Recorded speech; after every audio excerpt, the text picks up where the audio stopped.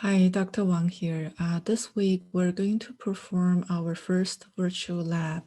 All the resources and instructions can be found on the Commons page. If you click on Book Lab, you will see that this book contains several chapters. The instruction for the first lab, standard curve and serial dilution, is right here on the second page.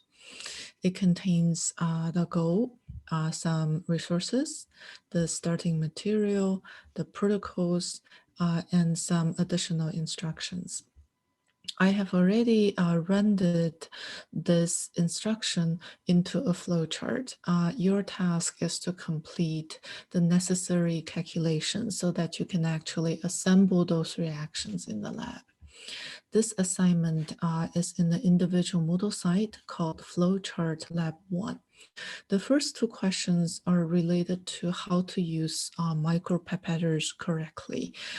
So I'm not going to go over them. There are separate instruction videos on how to familiarize yourself with the micropipetter. So I'm going to start with question number 3. So this is to complete the flowchart so that you're ready for the lab. I have the entire flowchart right here. So this can be broken down into a couple of calculations. Our task is to make 6 standard solutions, starting with 2% concentration all the way down to 0.0625% concentration. So let's make the first standard solution. So to make the first standard solution, which is 2%, our starting material is purple sugar, that's 0.2 gram. So this is our mass. And then we are going to dissolve this sugar in a milliliter of water. So this is X microliter of water, right? So, and then we're going to end up with a concentration, so this is the volume, and then the concentration is 2%. So here we have 3 numbers, only one solution, right? So this is a question for one solution. So the equation we're going to use is M equals CV. Right, so M is 0.2 gram, concentration is 2%. Since this is sugar, percent stands for gram over 100 milliliter. The volume is what we're going to solve, so this is a milliliter.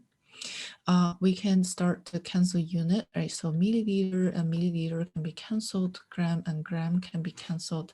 So we are left with 0.2 equals 2 over 100 multiply A. So to get A on its own, we're going to multiply both sides by 100 and divide both sides by 2. So this is the answer for what A is. So you can simply solve this equation and enter your answer to right here and check whether your calculation is accurate. So this is how to make the first standard solution, that's 2%. To make the next standard solution, that's 1%, we're going to use standard solution 1 as the starting material. So we're going to use B milliliter from this solution, add C milliliter of water to it, and then we're going to end up with standard solution 2. So the task here is to make 2 milliliter of the standard solution 2. Right. So now we are going to isolate this part of the question. So first of all, let me erase what I have here first.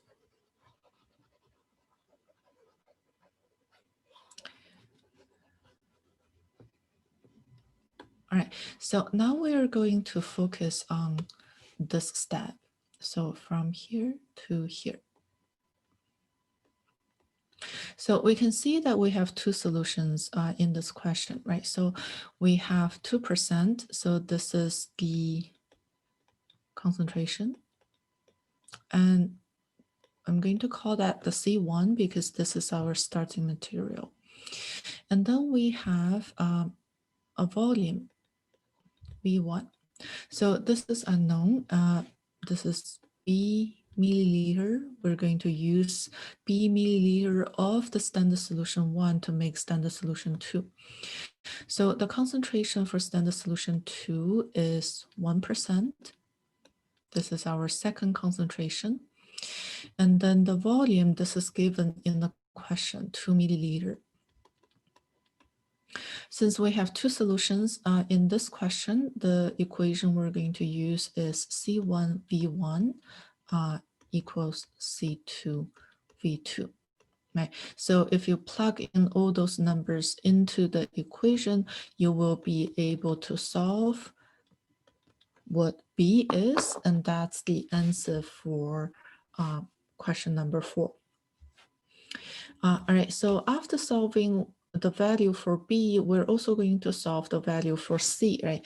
So because B plus C, this is going to give us the volume for standard solution 2. So all you have to do to solve C is that C would equal to subtract the value for B. All right, so this is how to solve, how to make standard solution 2. And to make standard solution 3, the steps are very similar. All you have to do is to, again, isolate the steps from the entire flowchart.